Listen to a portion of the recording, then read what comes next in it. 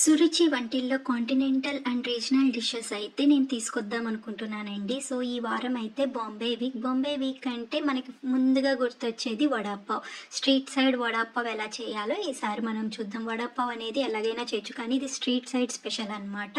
So దానికోసం ముందు green chutney చేసుకుందాం. దానికి పచ్చిమిరపకాయలు, అల్లం, కొత్తిమీర, పుదీనా అండ్ ఇంకా జీలకర్ర వేసుకుని పేస్ట్గా చేసేసుకోవాలండి. ఇది గ్రీన్ చట్నీలో ఇంకా వాళ్ళు ఏమీ వేయరనమాట.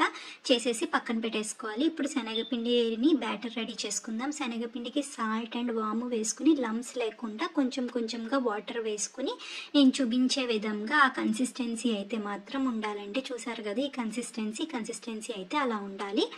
ఇప్పుడు పీనట్ పౌడర్ అండి. పీనట్ పౌడర్ వల్లే టేస్ట్ వస్తుంది. పీనట్ పౌడర్కి అయితే మాత్రం వేరుశనగుళ్ళు వేయించుకుని అందులోకి కొంచెం వెల్లుల్లి, ఎండుమిర్చి, జీలకర్ర అన్నీ వేగిన తర్వాత అందులోకి నువ్వుపప్పు ఇంకా ఎండు కొబ్బరి వేసి బాగా పేస్ట్ పొడిలాగా చేసుకోవాలండి. పొడిలా చేసుకుని దాంట్లో కొంచెం సాల్ట్ అండ్ కారం కూడా వేసుకుని బాగా పొడిలా చేసుకోండి. చూసారు కదా, ఇక్కడ మనకి పచ్చిమిర్చి, green chutney and powder ready అయిపోయింది. ఇప్పుడు మనం ఆ పొటాటో స్టఫింగ్ అనేది చేసుకుందాం. కొంచెం ఆయిల్ వేసుకుని అల్లం వెల్లుల్లి తురుము వేసుకుని ఉడకపెట్టుకున్న బంగాళదుంపను కూడా వేసుకుని దాంట్లో సాల్ట్ వేసి బాగా కలపండి. కలిపిన తర్వాత కొంచెం ఆ పచ్చివాసన పోయాక కొత్తిమీర వేసేసుకుని దాన్ని పక్కన పెట్టేసుకోండి.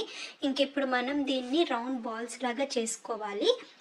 అలా చేసుకున్న తర్వాత ప్యాటీ లాగా కొంచెం అతకండి. అలా అతికి ప్లేట్లో పెట్టేసుకోండి. అలా మీకు ఎన్ని అయితే అన్నీ చేసేసుకున్న తర్వాత మనం ఇదివరకు చేసుకున్న బ్యాటర్ ఉంది కదా, ఆ బ్యాటర్లోకి మంచిగా మొత్తం కవర్ అయ్యేటట్టు బాగా కవర్ చేసుకుని దీన్ని ఆయిల్లో వేసుకుని ఫ్రై చేసుకోవడమేనండి. నేను ఆయిల్ వేసిన తర్వాత హ్యాండ్తో కొన్ని డ్రాప్స్ వేస్తున్నాను.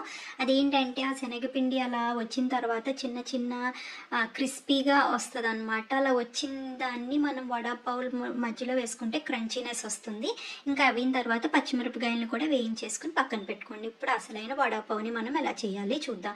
సో వడాపావుకి ఆ వడాపావు బ్రెడ్ అనేది తీసుకుని గ్రీన్ చట్నీని మంచిగా ఆ వడాపావుకి రాసేసుకోండి. ఆ బ్రెడ్కి రాసేసుకున్న తర్వాత పీనట్ పౌడర్ అండి. పీనట్ పౌడర్ అయితే నేను కొంచెం ఎక్కువగానే వేస్తున్నాను. ఇప్పుడు ఆ మన పొటాటో స్టఫింగ్ని నొక్కి పెట్టిన తర్వాత మనం కరకరలో ఉండడం కోసం ఆ శనగపిండి క్రమ్స్ ఉన్నాయి కదా, అవి కూడా పెట్టుకుని ఇంక చిల్లీతో తింటదండి.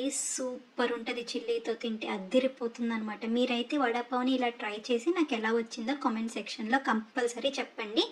Please subscribe to my channel friends. Thank you for watching.